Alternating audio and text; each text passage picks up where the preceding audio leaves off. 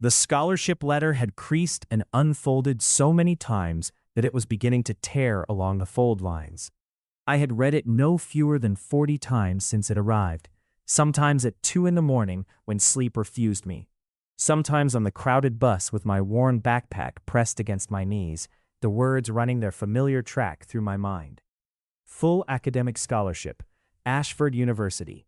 Enrollment begins the 15th of September. I was the first person in my family to attend university. My mother cried when I told her, pressing her hands against her mouth while her eyes went bright and wet. My younger brother danced in the narrow kitchen of our apartment, knocking into the counter and laughing about it. I stood in the middle of all that joy, feeling something more complicated than happiness, a quiet, gnawing terror that I would fail, that I would walk into Ashford's carved stone archways and be immediately, obviously exposed as someone who did not belong. The scholarship was merit-based, competitive, and fully funded. It covered tuition, dormitory housing, and a modest stipend for living expenses. It also came with conditions: a minimum GPA of 3.8, no academic violations, full compliance with university conduct policies. The conduct policies were where things became complicated for me. Ashford University had no formal discrimination policies against secondary genders. It was not unique in that. Most institutions at least claimed neutrality, though the reality on the ground was messier. Omegas who presented visibly, who had strong scent profiles, who could not afford suppressants, who experienced heats without medical management, often found the academic environment hostile in ways that were difficult to document and almost impossible to fight. I had watched it happen to others. I had no intention of becoming another example. I was an Omega. I had known since I was 15, when my first heat came with no warning and with none of the gentleness that the school pamphlets promised. It had been managed since then with suppressants and careful planning. My scent was controlled. My biology was, as much as modern pharmaceuticals could make it, a private matter. I intended to keep it that way. The dormitory room I was assigned to was small but mine alone, which felt like extraordinary luck. It was on the 4th floor of a building called Harrow Hall, with a window that looked out over a courtyard full of old oaks. The bed was narrow, the desk was adequate, and the bathroom was shared between 2 rooms with a connecting door that could be locked from either side. I tested the lock 3 times before I was satisfied. My neighbor on the other side of that door turned out to be a tall, easygoing beta named Felix, who played guitar badly and apologized for it constantly. He became my first friend at Ashford, which was convenient and entirely accidental. "You're the scholarship kid," he said on the second day, not unkindly, handing me a mug of coffee through the shared bathroom doorway. "Heard about you. Everyone's heard about you. You got the Kelly scholarship. That's a big deal." I took the coffee because I needed it, and because refusing felt rude. "I'm Sam Mitchell. Felix Wong." He leaned in the doorway with the comfortable ease of someone who had never been anxious about anything in his life. "You know Van Kelly administers it personally? The scholarship? He picks the recipient himself." I did not know that. The letter had been signed by someone in the financial aid office. The university president? The very same.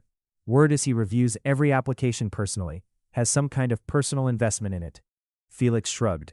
"Either way, it means he knows your name, which is more than most students can say." That information settled uncomfortably in my chest. I did not particularly want the university president to know my name. I wanted to be quiet, excellent, and invisible.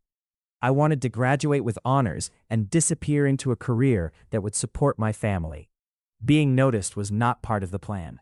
"Thanks for the coffee," I said, and retreated to my room. I saw Van Kelly for the first time at the orientation ceremony for scholarship recipients. There were 12 of us gathered in a wood-paneled room that smelled of old books and lemon polish. The chairs were arranged in a semicircle, facing a podium. When the door opened and the room shifted, that subtle collective change in posture that happens when someone with real authority enters, I looked up from the program in my hands. He was taller than I had imagined. Photographs do not capture presence, and Van Kelly had the kind of presence that photographs would actively fail to convey. He was somewhere in his late 30s, dark-haired with the kind of angular face that looked like it had been designed with architectural precision. He wore a dark suit, with the quiet confidence of someone who had never once questioned whether his clothes fit the room he was in, because every room he entered became his room immediately. He was unmistakably an alpha. Even with my suppressants running at full effectiveness, even with my scent profile locked down tight, I felt the low, involuntary recognition that omegas are not entirely able to train away. It was not desire. It was more like the way a compass needle moves. Not a choice, just physics. I looked back down at my program and told myself to get over it. He spoke about the scholarship without the usual administrative blandness. He said that excellence did not belong to wealth, that the students in that room represented the most rigorous selection process the university ran all year, and that he expected more from them than from anyone else at Ashford. Not because they owed him anything, but because capability required exercise to become strength. It was objectively a good speech. I did not applaud when he finished. I sat with my hands in my lap while everyone around me clapped, watching him work through the room, shaking hands, saying names. He had clearly memorized every file. He knew who came from where, who had won which academic competitions, who had overcome which particular variety of difficulty to arrive in that room. He reached me last. Sam Mitchell. His voice was lower in person than it had been at the podium. He extended his hand. Biochemistry, yes. I shook his hand briefly and let go. It's a pleasure to meet you, President Kelly. He did not have the reaction most people had to my polite distance, the slight hurt, or the reciprocal coolness.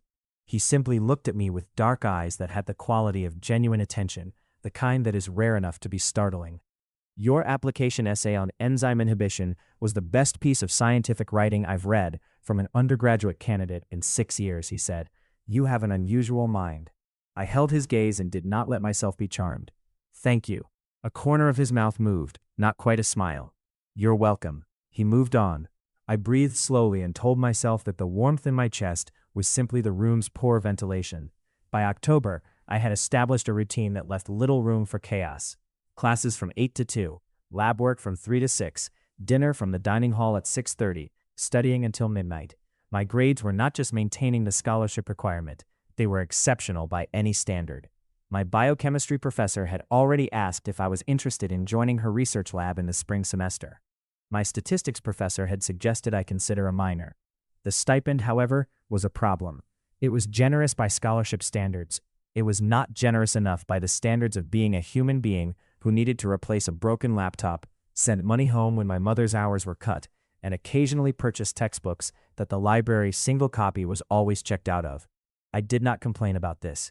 I simply began looking for part-time work that would not conflict with my class schedule or my lab hours. The university had various work-study positions.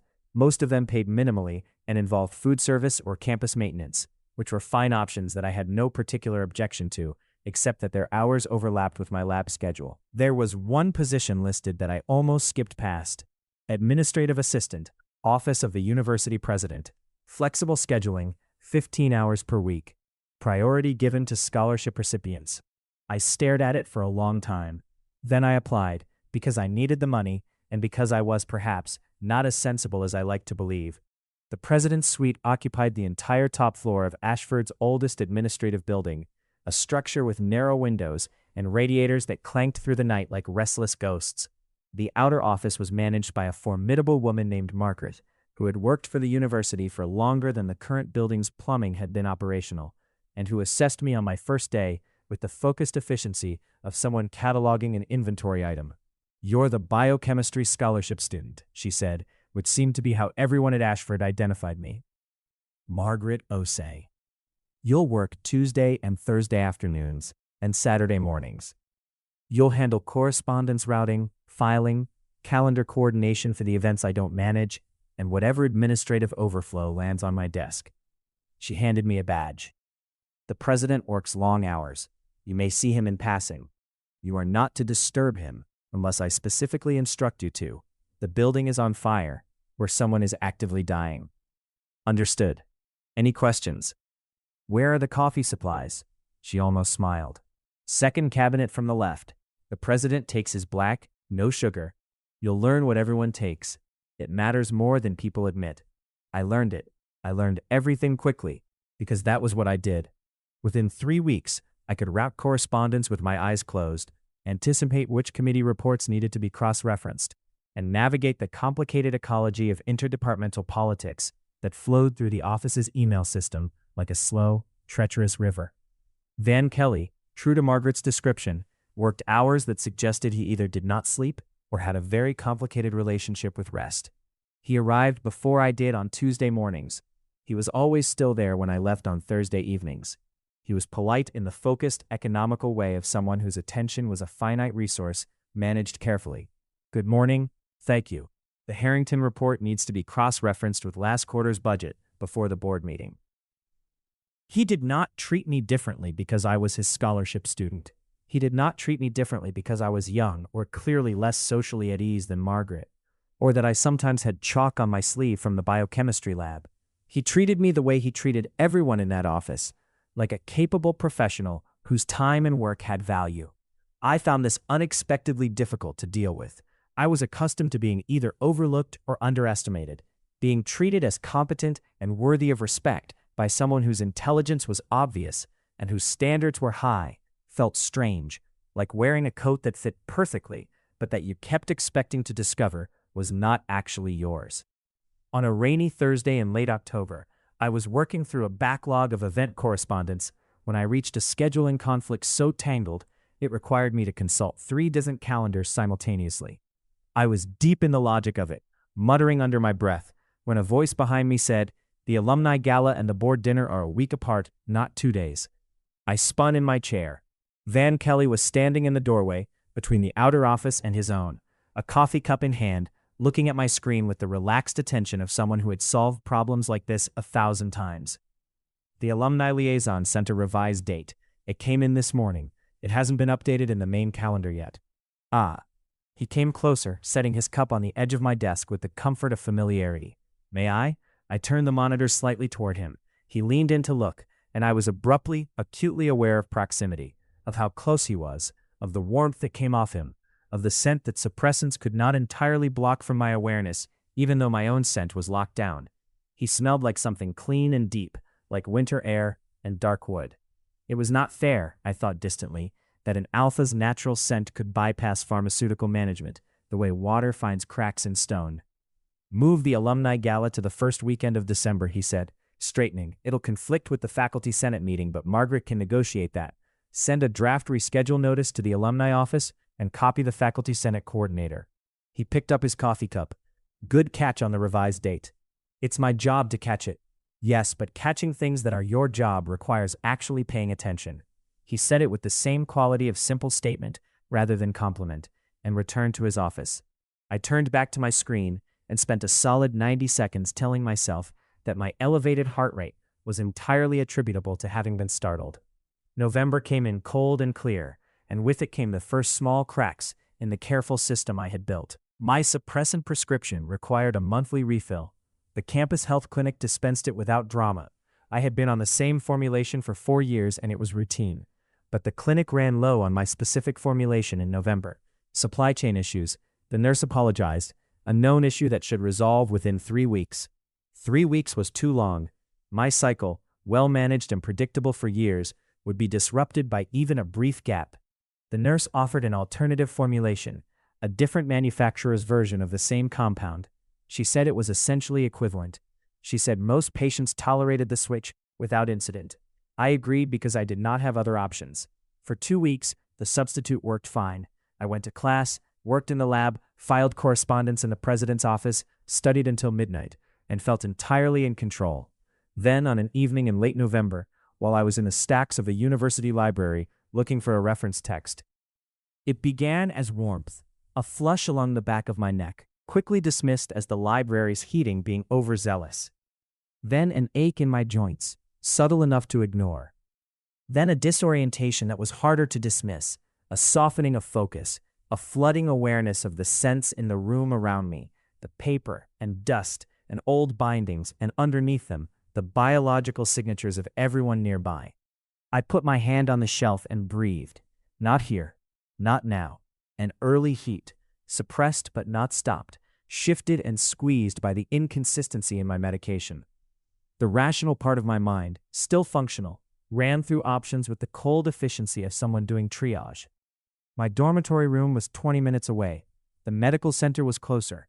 The administrative building, where I had a legitimate reason to be, and where Margaret kept a supply room I had a key to. I was not thinking clearly. I understood that even as I was doing it. I moved through the library and out into the night air, which helped for about 30 seconds before the cold felt like nothing at all, and walked across the dark campus toward the administrative building because it was closer and I had a key card and I was running out of time. I used my badge to get in. The building was nearly empty at 7 in the evening. Maintenance staff sometimes, but I crossed no one in the lobby or the stairwell. I made it to the 4th floor, to the supply room adjacent to the president's suite, and got inside and locked the door behind me. Then I sat on the floor between a shelving unit and the wall and tried to get my breathing under control and thought about how spectacularly this was going to ruin my scholarship. I do not know how long I was there before the supply room door opened. I had been certain I locked it. I was almost certain I locked it. But the door opened, and light from the outer office fell across the floor, and Van Kelly stood in the doorway. We looked at each other. His reaction was not what I expected. No disgust, no alarm, no visible judgment. His expression moved through something complicated. Recognition, concern, and something tighter and more carefully controlled that I could not name. His jaw set. He stepped inside and closed the door behind him. How long? His voice was very quiet. I'm managing it. Sam. He said my name with a weight that made it impossible to pretend the situation was anything other than what it was. How long has this been happening? An hour, maybe less. I pressed my back against the shelving unit and focused on his face and tried to stabilize. My prescription had a gap. The substitute formula apparently isn't as equivalent as advertised. Do you have anyone you can call? Someone who can be with you? I almost laughed. Felix was a beta and would be mortified and helpful in equal measure, which was not what an early heat required. I had no other friends close enough for this. My family was far. No. He crouched in front of me, keeping careful distance, and studied my face with that focused attention he gave to everything. Can you make it to the medical center? I would really prefer not to walk across campus right now. A pause. The guest suite is 3 doors down. It has a private bathroom and a lock. You can stay there tonight. Nobody else is here. I'll make sure nobody comes in. He held out his hand. Your choice, Sam. I looked at his hand for a long moment. This is not, I said carefully, appropriate. No, he agreed without any of the evasion I had expected. None of this situation is appropriate. But you're in distress, you're alone, and there's a safe space 30 feet away. His hand remained steady. I took his hand. This is where I should explain that what happened next was not as simple as what I just wrote. Taking his hand was not a neutral act, not under those circumstances, not with my suppressants failing, and his natural scent filling the small room, and the heat already rewriting my nervous system from the inside. Biology is not romantic. It does not ask permission. It moves through the body like water moves through limestone, slowly, patiently, inevitably. The guest suite was as he described, private, lockable, with its own bathroom. He showed me in and told me the code for the door and said he would leave water outside and that there was a phone on the desk if I needed anything. He was leaving. He was being correct and careful and professional, and I said his name. I am not proud of what my biology did with his name on my tongue, but I said it, and he stopped with his hand on the door, and the silence was very long and very full. He turned around. What followed is not something I'm going to reconstruct in detail, because it belongs to the category of experiences that language cheapens rather than captures. I will say that he was gentle when he did not need to be, and direct when I needed him to be, and that he stayed until morning, and that when dawn came gray through the guest suite curtains, I felt the heat recede like a tide going out, leaving me clear-headed and exhausted and aware, with full and terrible sober sobriety, of exactly what had happened. He was sitting in the chair by the window. He had slept, I thought, for maybe 2 hours. He looked across the room at me with an expression I could not read. I'm sorry, I said. Don't. His voice was even. You have nothing to apologize for. You're the university president. I work in your office. I'm your scholarship student. I sat up and pushed my hair back. This is 3 separate ethical violations. Yes, they are. And I am the one who stayed. That is on me, not on you. The honesty of that landed somewhere unsteady in my chest. He was quiet for a moment. Nothing changes. Your scholarship is secure. Your position in this office is secure. I won't pretend last night didn't happen, but I won't make it complicated for you. He stood. Unless you want to talk about it. I did not know what I wanted. Not right now. All right. He nodded once. Let me get you coffee. It was such a practical, ordinary thing to say that I almost smiled. Almost. He brought coffee, and I drank it, and then I went back to my dormitory and slept for 14 hours. I did not talk to anyone about what had happened. I did not know how to begin. I told myself for 3 weeks that everything was fine. I went to class, I worked in the lab, I filed correspondence, and coordinated calendars and brought Margaret coffee the way she liked it. And when Van Kelly passed through the outer office, we were professional and quiet with each other in a way that was different from before, and that I suspected Margaret noticed but chose not to comment on, because Margaret was perceptive in the way of people who had survived long enough in institutional environments to know what not to see. He did not bring up what had happened. He did not treat me differently. He was, in every visible way, exactly what he had promised to be, consistent, fair, and careful. I kept telling myself that everything was fine. Then December arrived, and things were not fine. It began with exhaustion that went beyond what my schedule explained. I was tired all the time, deeply and specifically tired in a way that sleep did not resolve. Then came the nausea, not constant, but arriving in ambush, most often in the mornings, or when I was in the biochemistry lab, surrounded by chemical smells. Then a sensitivity to scent so acute that the dining hall became difficult to manage. The perfume of the woman who sat next to me in statistics class made my eyes water. And the simple smell of the coffee I routinely brought to the president's office made me stop dead in the hallway outside and breathe through my mouth. I was a biochemistry student. I knew what these symptoms added up to. I bought 3 tests at a pharmacy 2 bus stops from campus. I did them at 2 in the morning in my locked dormitory bathroom, sitting on the edge of the tub with my heart doing something that was less like beating and more like a sustained act of controlled panic. 3 positives. I sat there for a long time. A scholarship student, 21 years old, an Omega who had spent 4 years making himself unremarkable, invisible, safe. An Omega who was now unmistakably pregnant with the child of the university president who administered his scholarship. The irony was almost impressive. I pressed my back against the cold wall of the bathroom and stared at the ceiling and tried to make my mind work properly. Options. I needed to organize this into options, the way I organized every problem, because panic was a physiological state with no useful outputs, and I could not afford it. Option 1, end the pregnancy. Legal, accessible, private. Would solve the immediate logistical problem. I sat with this option for a long time, and then I sat with the strange, quiet fact that my body felt ferociously opposed to it. Not on any philosophical grounds I could articulate cleanly, but on some deep biological level that refused to detach from what was already happening. I was an Omega. This was, biologically, something my body recognized as catastrophically important. I could override it. I was aware I could override it. I also was aware, sitting on that bathroom floor, that I did not want to. This was not a rational position. I acknowledged that fully. This was not sensible. I was 21, on a scholarship, with a part-time job and no safety net, and a complicated situation involving the most powerful person at my institution. There was no practical argument for what I felt, sitting on that bathroom floor, holding 3 positive tests, thinking about the person who had been gentle when he did not need to be. I was not going to be rational about this. I could see that clearly, even as I made the decision. This produced a cascade of secondary fears so comprehensive that I had to list them to manage them. That he would feel obligated. That he would feel trapped. That he would question whether I had done this deliberately. An Omega targeting an alpha president for financial security. A narrative I had seen applied to others, and that I found both insulting and terrifying to be associated with. That I would lose the scholarship. That I would lose the job. That I would have to leave Ashford, having failed at the only extraordinary thing I had ever been given. Option 3, say nothing and figure it out alone.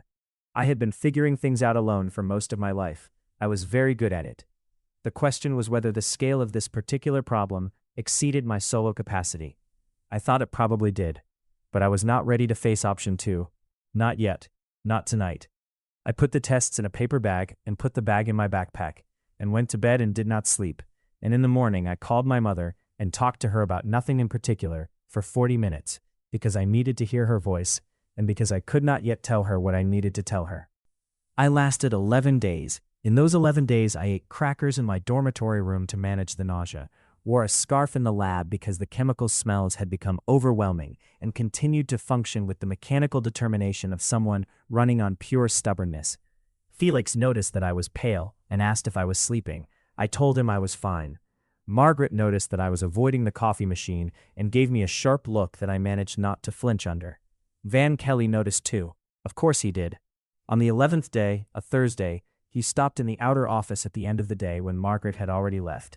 I was finishing the last of a filing task, moving slowly because my back had begun to ache in the particular way that felt deeply, specifically biological. "Stay a moment," he said. It was not a command. It was the kind of request that carries weight because of who is making it. I stayed. He sat in the chair across from my desk, rather than behind his own desk, which created a less hierarchical geometry, and he looked at me in the particular way that meant he had been watching and had seen something. "Something is wrong," he said. "I'm tired. End of semester.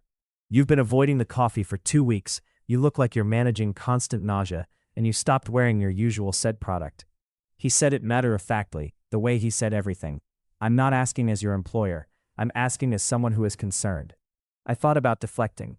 I was very good at deflecting, but I was also 11 days into carrying a secret that was getting heavier every day, and I was tired, and there was something about the way he was looking at me, with that quality of genuine attention, the real kind, the kind that cost something, that made the architecture of my deflection feel suddenly inadequate. "I found out 11 days ago," I said. "I've been trying to figure out the right way to tell you." The silence that followed was extremely dense. He was very still. He was, I realized, the kind of person who went still when things were significant, who did not leak his reactions before he had processed them. I watched his face and could not read it at all. "Tell me," he said quietly. "I'm pregnant." The stillness continued for another moment. Then he said, "How certain are you?" 3 tests, all positive. I'm a biochemistry student." I kept my voice level through an act of sustained will. "I know what 3 positives mean." "Yes." He stood and walked to the window. His back was to me. I could see the tension in his shoulders, the way his hand pressed briefly against the glass. "How are you physically? Are you all right?" That was not the question I expected first. I had braced for logistics, for legalities, for careful institutional extraction from responsibility. The question of my physical state was so immediate and genuine that it knocked something loose in my chest. "I'm managing," I said. "The nausea is unpleasant. My energy is low." "Have you seen a doctor?" "Not yet." He turned from the window. "You need to see a doctor. There are specialists the university has access to. Private, not through the campus clinic." He paused. "Unless you'd prefer to use your own provider, I want you to have the option." I stared at him. "You're being very calm." "I'm not calm." His voice was measured, but something underneath it was not. "I'm controlling myself because losing control right now won't help you." I absorbed that. "I need you to understand something," I said. "I did not plan this. The substituted prescription, the heat, none of it was planned. I'm not trying to." I stopped because the next words felt humiliating to have to say. "I know." He said it simply, and with a directness that left no room for doubt. "I know you didn't plan this, Sam. I know who you are. I've read your file. I've watched you work for months. I know the difference between calculation and circumstance." He came back and sat in the chair again, closer this time. "This is my responsibility as much as it is yours. More, in some ways. I'm the one who stayed." "You said that the morning after." "It's still true now." I looked at my hands. "I've thought about the options." "Tell me." "I'm keeping the pregnancy." I said it as flatly as I could, because I needed to say it clearly before anything else. "I'm not asking you to be involved. I'm not asking you for anything, actually. I told you because you had the right to know. What you do with the information is up to you." The silence after that was different from the first one. Warmer somehow, or more complicated. "What you're asking me to do," he said slowly, "is to know that you're carrying my child and walk away." "I'm not asking that. I'm saying it's an option I would not hold against you." He was quiet for a long moment. "It's not an option I'm interested in." I looked up. "We need to talk about what this means," he said. "All of it. Your scholarship, the position here, my role, your needs. It needs to be a real conversation, not a crisis decision. He leaned forward slightly. Will you let me be part of figuring this out? You're the university president. I'm also apparently the father of your child. He said it without flinching. The second fact is more relevant than the first, I think. I looked at him for a long time. The evening light through the office windows was going from gold to gray, and the building was very quiet. And he was looking at me with that same quality of attention that had unsettled me from the very first day. All right, I said. Talk. He talked. And I talked. And we stayed in that office until the building's automated system switched off the lobby lights, which was the first time I had ever seen Van Kelly ignore a practical detail and not notice it. The conversation that night covered a great deal of ground. It did not cover everything. There were things I was not yet ready to say, and things he clearly had not yet organized into words.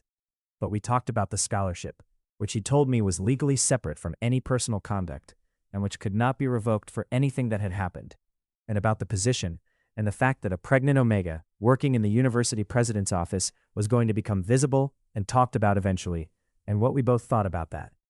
He was pragmatic about things I expected him to be pragmatic about. He was surprising about other things. You should move out of the dormitory, he said, toward midnight, when we were both running on the dregs of our energy. I can't afford. I have a property, a house near the north edge of campus. It's been empty for 2 years. The rent is nominal. He looked at my expression. This is not charity. You are carrying my child. I am not going to have you managing a pregnancy in a dormitory room with a shared bathroom. People manage pregnancies in much harder circumstances than a dormitory room. Yes, and they shouldn't have to when a better option exists. He was firm but not cold. But I want you to have the option. I thought about the bathroom I shared with Felix. I thought about mornings with nausea and the narrow bed, and the dining hall's overwhelming smells. I thought about pride and practicality, and which of them would actually serve me in the coming months. I'll consider it, I said. He accepted that without pushing, which was one of the things I was beginning to understand about him. He pushed on substance and let go of everything else. I moved into the house in the second week of December, between semesters. It was small and old and smelled like wood and stone, with a garden that was currently bare and brown, but which, in the way that bare winter gardens do, gave the strong impression of what it would become in another season. My mother called it lovely when I showed her on a video call, then immediately asked about the landlord's situation, with the particular frequency of someone who had raised a child alone and learned to detect complications from a distance. How complicated? She asked. Very, I said. That was the question my mother always asked, and it was always the hardest one. I looked around the small kitchen with its old windows and its sense of quiet, and thought about the complicated person who had given me the use of it, and about the small new reality taking shape inside me. I don't know yet, I said honestly. I think I'm getting there. Van came to the house on a Sunday in late December, 3 days before the winter holiday began. He knocked, which I appreciated. He had a key for emergencies but had told me he would always knock. I had cleaned the kitchen and tried to make the living room look less like a student's emergency installation, though I had not fully succeeded. He came in and looked around at my stacks of textbooks and the biochemistry models I had arranged on the window ledge and did not appear to find anything wrong with the aesthetic. He had brought groceries. The specificity of them was slightly alarming. Things I had mentioned in passing over the past 2 weeks, the crackers I was eating constantly, the particular tea that helped with nausea, specific fruit, because I had said the smell of certain things was worse than others. He had been paying attention with the focused comprehensiveness that characterized everything he did. You didn't have to, I started. I wanted to. He set the bags on the kitchen table. How are you feeling today? Better than yesterday. I watched him begin to put things away with the comfortable familiarity of someone who found kitchens legible and useful. You know where things go. I've been in this kitchen before. I used to come here often. He paused, a box of crackers in his hand. It belonged to my grandmother. When she died, she left it to me. I couldn't bring myself to sell it or rent it to a stranger. He had not told me that before. It landed differently than the abstract fact of an empty house. This was somewhere he had memories, somewhere that mattered. He had given me somewhere he had memories. Van, I said his name, and then did not have the next sentence ready. He looked at me from across the kitchen. In the gray winter light through the old windows, he looked less like the university president and more like a person, which was something I needed to hold on to. What you're doing, I said.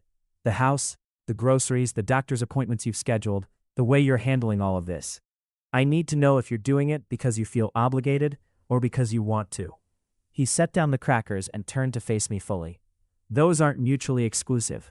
I know, but which is more? He was quiet for a moment, and the old radiator ticked into the silence. I've thought about you since the orientation ceremony, he said. Before everything else. You sat there and didn't applaud, and looked at me like you'd already decided I was a variable in a problem you were solving. I found it genuinely interesting. A pause. I've found you interesting every day since. I held his gaze. That's not the same as wanting this. No, but I do want this. He said it with the same quality as everything else he said, directly, without ornamentation. I want you to be well. I want the child to be healthy. I want to figure out what we are to each other, if you're willing. None of that is obligation. I crossed the kitchen and stood in front of him, close enough that I could see the fine tension around his eyes that I had learned to read as feeling he was managing carefully. I put my hand flat against his chest, over his heart, and felt it beat.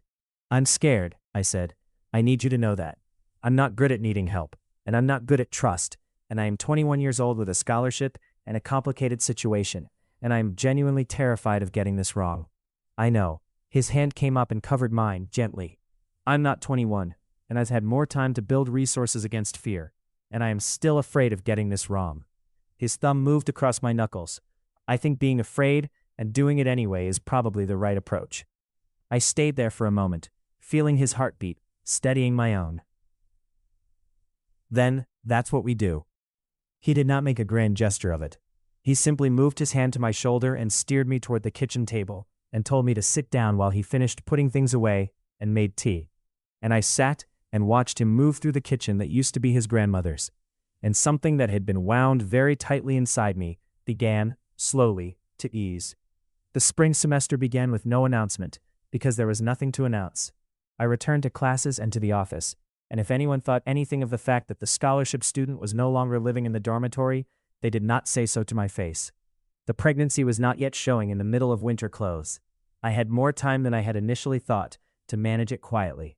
Felix noticed I had moved out and gave me a look that said he had noticed other things too, and then said, "You okay?" And when I said yes, he accepted it without interrogation, which was why he was my best friend. Van was deliberate in the way he handled things. He did not change the professional dynamic of the office. He was still my employer in that space, still focused and economical and correct. But he sent messages in the evenings to ask how I was feeling. He came to the house twice a week, on some occasions with food, on some occasions to simply sit in the same room while I studied and he worked on his own documents. He came to the first prenatal appointment and sat in the waiting room reading an institutional policy report. And when the doctor told us the preliminary indicators were excellent and that everything was developing normally, he closed the report and said, "Good," in a tone that I had not heard from him before, quieter than his usual voice, carrying something that was not professional relief. I was falling in love with him. I was aware of it the way you are aware of the season changing, not all at once, not in a single dramatic moment, but in accumulation, in small, daily evidences that add up until one morning you look outside and the trees are entirely different from what they were a month ago. I was terrified of it. I was terrified because I did not know what he felt, not really, not in the clear and declarative way that I needed.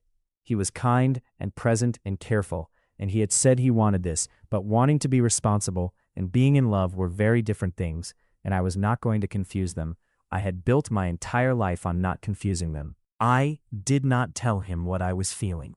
I continued to be my most controlled self in his presence, which was becoming increasingly difficult as the weeks passed and the house on the north edge of campus started feeling like mine in ways I had not anticipated and had not planned for.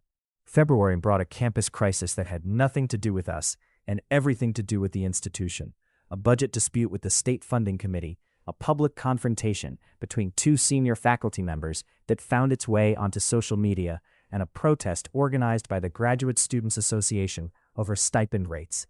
Van was navigating all of it simultaneously with the focused calm of someone who had seen worse and knew that the way through crisis was to be very clear about what mattered most and very patient about everything else. I watched him work through it from the outer office and thought that I would have liked to know him in a world where none of the complicating factors existed. Then I thought that, perhaps none of the complicating factors were incidental. Perhaps this was precisely the world in which I had been meant to know him, complication and all. The third week of February, the situation shifted in a new direction.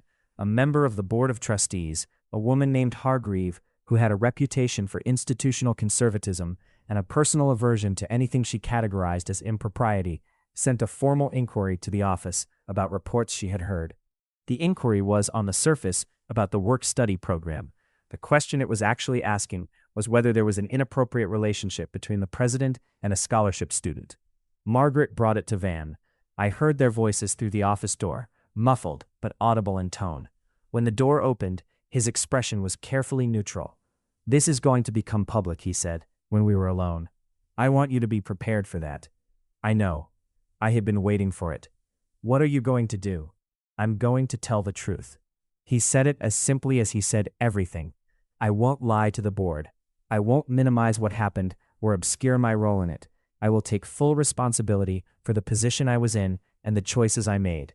I looked at him. "That could cost you the presidency." "It might." He was even, neither resigned nor afraid. "I'm not going to protect my position by distorting what happened to you."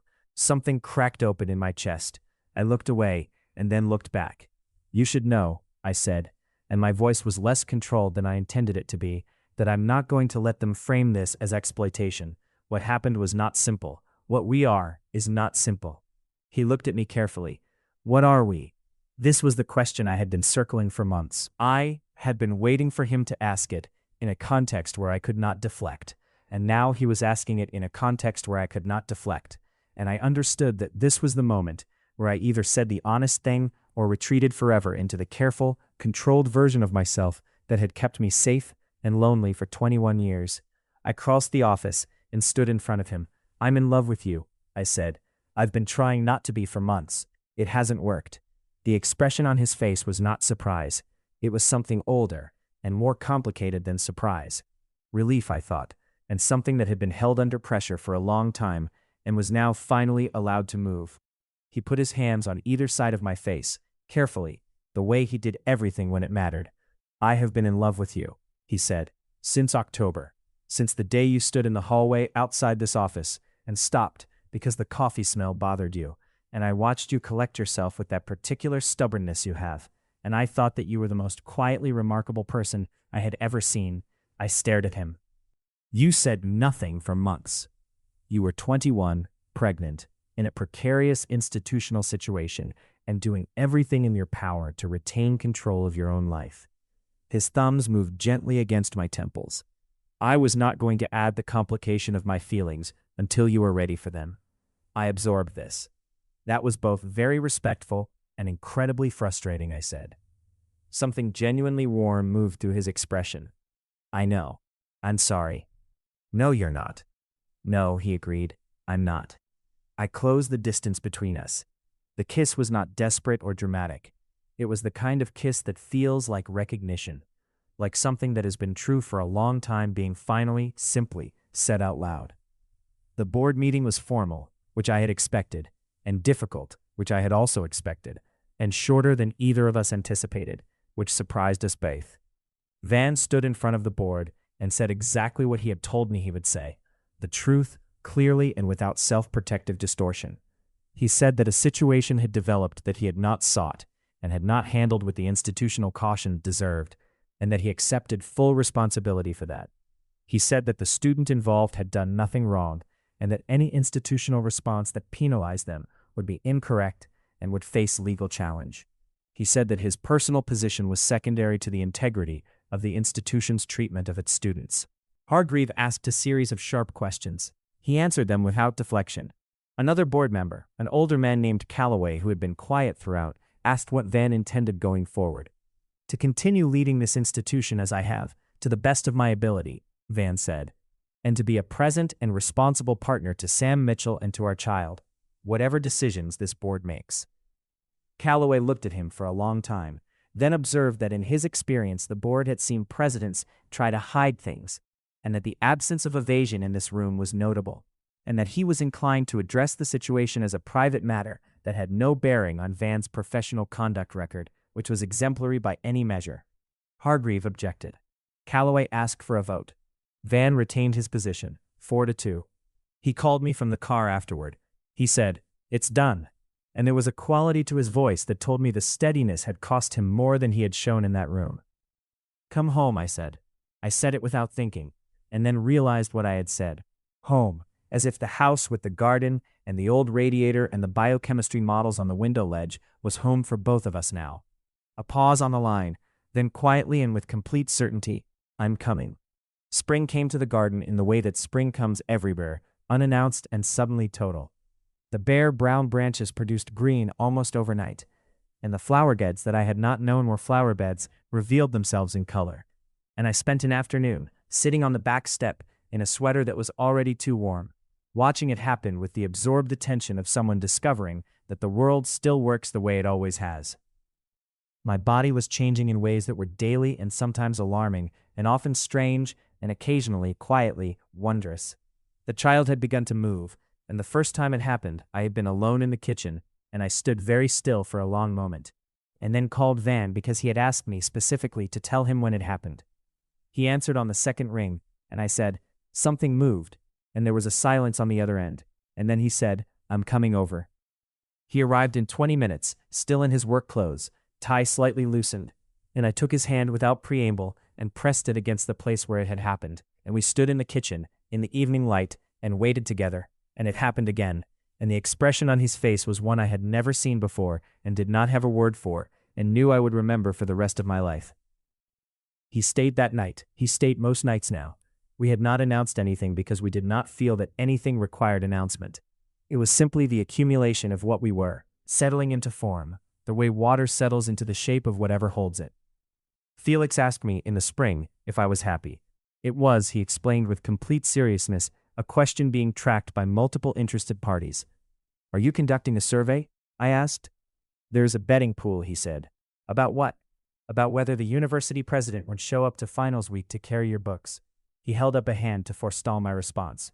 For what it's worth, I bet yes. The odds were good. I shook my head and did not quite succeed in not laughing. Van did not show up to carry my books. He did, however, appear at the end of my final exam with coffee that I could not currently drink, and herbal tea that I could, and he walked across the spring campus beside me with his jacket over his arm and his attention entirely on me in the particular way that I had stopped trying to tell myself meant nothing. There is a conversation I keep returning to from that summer. We were sitting in the garden in the long evening light. The garden that had turned out to be full of roses and lavender and something I could not identify that smelled extraordinary in the early dark. I was far enough along that getting comfortable required planning, and Van had arranged things so that I was comfortable without me having to ask, which was something he was very good at, anticipating without managing, caring without overriding. "Tell me something you haven't told me," I said. It had become something we did, asking that question, because there was still so much of each other we were discovering. He thought about it with the focused consideration he brought to everything. "I was going to leave the presidency," he said, "before you. I had decided that the work was not matching the cost, and that I would complete my current term and not renew." I looked at him. "What changed?" "You wrote an essay about enzyme inhibition that I read at 2 a.m. in this very garden." He was quiet for a moment. It made me think about what it would mean to waste something with genuine potential. I started thinking about the scholarship differently, about what this institution could actually be if it took seriously the idea that excellence has no demographic. He paused. "You changed what I thought the job was worth." I sat with that for a moment. That is an enormous amount of responsibility to place on an essay. It was an excellent essay, Van. It was also written by an excellent person. He looked at me with the directness that I had stopped finding startling and had begun to rely on the way you rely on things that are always there. "You changed how I thought about the work. And then you changed everything else." I reached across and found his hand. "I came to Asheford to be invisible," I said. "I had a very clear plan. Get the degree, maintain the GPA, graduate, disappear. How is that plan going?" "Catastrophically off track." "Are you sorry?" I looked at the garden, the roses in the evening light, the house that had been his grandmother's and was now somehow ours. I put his hand against my side and felt the small, insistent movement that had been answering every question I had not known I was asking. No, I said. Not even slightly. Our daughter was born in September, which felt like something arranged by whoever arranges coincidences. 1 year, almost exactly, from the day I had stood in the administrative building's lobby with my badge and my exhaustion and my absolute determination to be invisible and unremarkable and thoroughly, permanently unnoticed. She was small and vehement about existing, and she had Van's dark eyes and my stubbornness, or at least so my mother said, when she held her in the delivery room with her eyes full of tears. While my brother made a video of the whole thing without asking anyone's permission and narrated it in a whisper as if he were a wildlife documentarian who had stumbled upon something extraordinary. Van sat beside the bed and held her with a carefulness that I recognized, the same quality of attention he gave to things that mattered most, focused and complete and entirely present. She gripped his finger in her tiny fist with the absolute conviction of someone who has decided that this is hers and that is final. He looked at me over her head, and I saw the expression I had no word for, the one from the kitchen when she first moved, and something in me completed itself like a proof that has finally resolved. "I need to ask you something," he said. Now? It seems like the right moment. I was 3 hours out of labor and running on whatever the physiological version of pure adrenaline is. And the most important person I had ever made was sleeping on her father's chest. "Ask," I said. "I would like you to consider building a life with me," he said. "Not because of her, though she is wonderful. Because of you, because I want to wake up in that house with you for the rest of my life, and argue with you about paper filing systems, and watch you be brilliant at things I will never fully understand, and grow the roses with you every spring." He paused. "And because I have been in love with you since October, which is a fact I intend to stop keeping quiet about." I looked at him, this impossible, careful, honest man who had knocked on every door instead of assuming it was his to open, who had told the truth to a board of trustees when lying would have been so much easier, who had bought crackers because I mentioned them in passing and learned what tea helped and come to every appointment and said what he meant without ornamentation. "The rose in the northeast corner needs replanting," I said. "The roots are wrong." "I know. I've been planning to address it. And I'm keeping my name. I never suggested otherwise. And I'm finishing my degree and then the graduate program, and you are not going to make that complicated because of institutional affiliation. I have already removed myself from any committee that reviews your department's work." He had done that quietly in February, as soon as things between us had become clear. Because of course he had. Because this was who he was. I exhaled. "Then yes," I said. "I'm building a life with you." Our daughter made a small sound in her sleep, as if she had been following the negotiation and found the outcome acceptable. We named her Rowan, because it suited her, and because the rowan tree outside the house was the first thing I had seen come back to life in the garden, and because she was, in all the ways that mattered, the turning point from which everything else grew. 2 years from the day the scholarship letter arrived, creased and refolded, taped now along the worst of the fold lines, kept in a box on the desk where I study. I am finishing my 2nd year of graduate research, my work on enzyme inhibition, having grown into a project my supervisor calls extraordinary and which I call ongoing, because it is never done, because the work is always in the middle of becoming something. Rowan is 15 months old and has discovered that pulling books off shelves produces a satisfying noise, and that her father makes a different face about it than I do. And she is methodically exploiting this information with the focused intelligence of someone running an experiment. My supervisor tells me when Rowan accompanies me to the lab on days when the childcare arrangement shifts, a natural observer. I tell her that observation runs in the family. Van is finishing a strategic plan for the university's scholarship program, expanded now, 3 new recipients per year, with a housing provision added specifically because he knows what it costs to manage a scholarship without adequate support, what it costs to be excellent and underfunded and trying to remain invisible and composed. He does not mention my role in inspiring this. I know it regardless. Margaret still runs the outer office with the efficiency of an institution unto herself. She brings Rowan a small wrapped present on her birthday and pretends that this does not make her smile.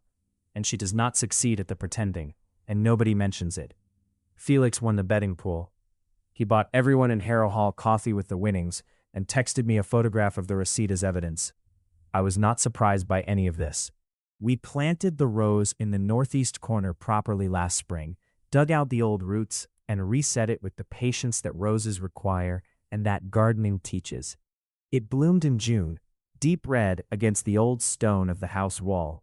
Van stood in the garden, looking at it with the expression he gets when something he has been patient about finally arrives, and I stood beside him and thought about all the things you cannot see coming, and all the things that turn out to be exactly right because of that. I did not plan any of this. I planned to be invisible, to be excellent, to be unnoticed. I planned to arrive and survive and graduate and disappear, leaving the smallest possible mark, taking up the smallest possible space. I had spent years practicing smallness and had gotten very good at it. Instead, I arrived, and someone paid attention, and everything changed in the specific and irreversible way that real things change. Not all at once, not dramatically, but in accumulation, in coffee in the morning, and crackers in winter, and a hand held out in a dim room, and a question asked honestly and answered the same way, building into something I did not have a category for and have since stopped trying to categorize. What I have is not a category. It is a house with old radiators, and a garden with roses, and a daughter with her father's eyes and my stubbornness, and work that I love, and a person who tells me the truth and knocks before entering, and showed up with the right tea when I couldn't drink coffee, and has been paying attention, genuinely and specifically, since October. What I have is, quite simply, everything, and it began as real things tend to, not with a plan, but with a letter arriving, and a door opening, and the specific, irreversible decision to walk through. If you made it to the end, you're my kind of person. Leave a subscribe, comment down your favorite part of the story. It means the world.